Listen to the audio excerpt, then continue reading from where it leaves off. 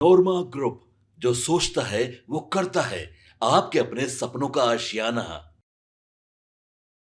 थोड़ी देर पहले हमने आपको एक खबर बताई थी और खबर बहुत बड़ी थी। खबर ये थी कि भारतीय जनता पार्टी से जनता दल यूनाइटेड ने अपना समर्थन वापस ले लिया है और समर्थन वापसी के बाद से सियासी संकट की चर्चा हो रही थी। वास्तव में सियासी संकट तो आ ही गया है। हालांकि इस पूरे मामले पर अगर गौर करें तो एक बात आपको साफ नजर आएगी कि नीतीश कुमार और भारतीय जनता पार्टी के रिश्तों को लेकर के अब इस फैसले के बाद से चर्चाएं भी शुरू हो गई है।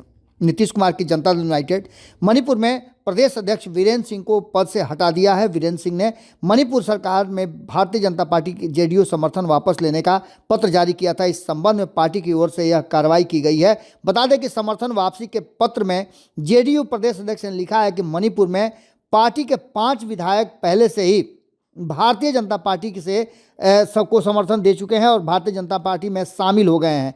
इसके साथ साथ उन्होंने बताया कि समर्थन वापसी के पत्र में सब कुछ स्पष्ट लिखा हुआ है। भारतीय जनता पार्टी का जो समर्थन है उसके बाद से जेडीयू का सिर्फ एक ही विधायक बच गया है।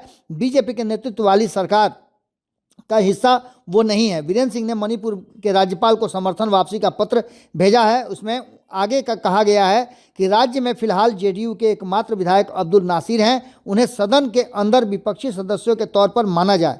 मणिपुर प्रदेश अध्यक्ष को पत्र के से हटा करके नीतीश की ओर से अपने सहयोगी दल भारतीय जनता पार्टी को यह संकेत देने की कोशिश की गई है कि मणिपुर में समर्थन वापसी का निर्णय उनके नहीं बल्कि उनकी पार्टी के आला नेताओं के जो राज्य में है उनका है। इस पूरी तरह के प्रदेश नेतृत्व का ये फैसला है जिसमें नीतीश कुमार की कोई भी सहभागिता या किसी भी तरह का कोई कॉन्सेंट नहीं है। आप समझ सकते हैं कि नीतीश कुमार के इस फैसले के बाद और इस चिट्ठी के बाद जो सियासी गतिरोध है वो तो निश्चित रूप से शुरू हो गया है। भारतीय जनता पार्टी को ऐसा लगता है और निश्चित रूप से लगना भी चाहिए कि नीतीश कुमार के बिना कॉन्सेंट के आखिर ये कैसे हुआ। नीतीश कुमार जनता दल यूनाइटेड मणिपुर के प्रदेश अध्यक्ष वीरेंद्र सिंह को पद से हटा दिया है। वीरेंद्र सिंह ने मणिपुर सरकार के बीजेपी का समर्थन भी वापस ले लिया है। इस पूरी बात को अगर ध्यान से देखा जाए तो मणिपुर प्रदेश अध्यक्ष के पद से हटाए जाने के बाद अभी तक कोई भी बयान वहां से नहीं आया है, लेकिन अपने सहयोगियों को यह संकेत देने में नीतीश कुमार निश्चित रूप से सफल हुए हैं। 60 विधानसभा वाले पूर्वोत्तर राज्य मणिपुर में साल 2022 में चुनाव हुए थे। उस दौरान जेडीयू के 6 सीटें जीत करके सभी को चौंकाया जरूर था। जब नीतीश कुमार 2022 में एनडीए छोड़कर गए थे तब मणिपुर के जेडीयू के 5 विधायक बीजेपी में शामिल हो गए थे। हालांकि पिछले साल नीतीश ने एनडीए में वापसी का जो फैसला लिया उस फैसले के बाद से ये कहा जा रहा था कि वो नीतीश कुमार के साथी हैं, लेकिन अब इस नई स्थिति के पैदा होने के बाद कहीं ना कहीं एक सियासी गतिरोध जरूर नज़र आने लगा है।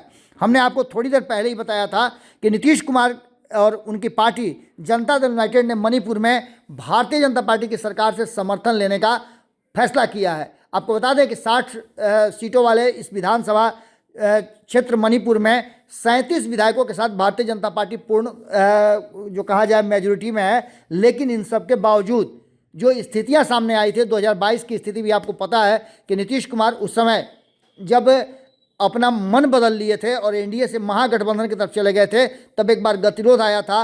अब एक बार फिर से ये गतिरोध आ गया है। हमने पिछली खबर में आपको बताया मणिपुर का ये जो मामला है उसे आप अलग करके नहीं देख सकते हैं। ये जनता दल यूनाइटेड के अंदरूनी मामले हैं और इस मामले में नीतीश कुमार की चुप्पी या फिर उनको चिट्ठी दे करके जो अपने सहयोगी दल भारतीय जनता पार्टी से वो ये दर्शाने की कोशिश कर रहे हैं कि नहीं सब कुछ ठीक ठाक है और ये फैसला उनका नहीं है, तो इसके पीछे भी कोई ना कोई राजनीति जरूर होगी। इसी वर्ष बिहार में चुनाव होने वाले हैं और बिहार के चुनाव से पहले नीतीश कुमार नहीं चाहते हैं कि इसी तरह का कोई खटपट हो या फिर अगर इस तरह की बातें सामने आती है तो इसके पीछे आप मान सकते हैं, ये कहा जा सकता है फिर कयासों के बाजार में खूब चर्चा होगी कि नीतीश कुमार कोई बड़ा फैसला लेने की सोच रहे हैं। उसी का एक शुरुआत है मणिपुर से भारतीय जनता पार्टी से अलग होना।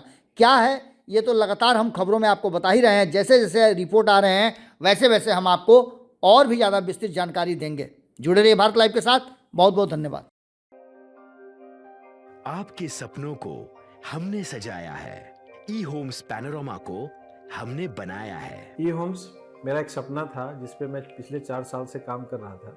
हमने जो बनाया है वो सबने है माना। ई होम्स पैनोरामा में हो आपका भी आशियाना। और फाइनली हमने 2021 में इस प्रोजेक्ट को लॉन्च किया। बहुत लोग अप्रिशिएट कर रहे हैं कि पूर्णिया जैसे शहर में, बिहार के, एक तो बिहार की बात करें उसमें भी पूर्णिया जैसे छोटे जगह में इस तरह का लाइफस्टाइल देना, ये सुन के हम लोगों को बहुत अच्छा लगता है। ई होम्स में हमने कुछ और भी किया है, जैसे हम जिस जगह में रह रहे हैं हमारे फैमिली सिक्योर हो, उनको सिक्योरिटी का ध्यान में रखा है। आपकी सुविधा और सुरक्षा आपके लिए खास है, ये आपका विश्वास है। इसमें आर्टिफिशियल इंटेलिजेंस का 7 लेयर सिक्योरिटी का हमने इस्तेमाल किया है। लस ग्रीन कैंपस को बनाया है। यदि हमारा बाउंड्री वाल है तो वो वर्टिकल गार्डन है। ये जितनी भी फैसिलिटी होता है एक इंटरनेशनल टाउनशिप में, ई होम्स है, ये हम लोग विश्वास नहीं कर पा रहे हैं। जो भी हमारे मित्र दोस्त या जो भी हमारे बाहर आते हैं तो हम लोगों को बहुत अच्छा सुनने को मिलता है और बहुत अच्छा क्रेडिट मिल रहा है। वो सारा हमने सिर्फ एक बिल्डिंग नहीं बनाया, हमने एक बहुत अच्छा लाइफस्टाइल दिया ई होम्स में, और मेरा एक सपना था जिसको मैं आज फुलफिल होते हुए देख पा रहा हूँ। ये आपका आवास है। ई होम्स पैनोरामा में अब आपका निवास है। E homes Panorama, luxurious lifestyle redefined.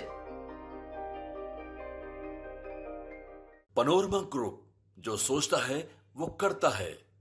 अगर ये वीडियो पसंद आई और वह बिहार के राजनीति और बिहारियत से सरोकार रखेनी तो सब्सक्राइब बटन दबा के चैनल के सब्सक्राइब कर ली। ओजे एगो घंटी बा, ओकरा बटन दबा देला से कुल सटीक और मारक खबर रुआ मुफ्त में मिल जाई। अगर रुआ पत्रकारिता के हमनी के नया प्रयोग में सहयोग कर चाहतानी तो ज्वाइन बटन दबा दी। पेटीएम नंबर नोट कर ली 9386 816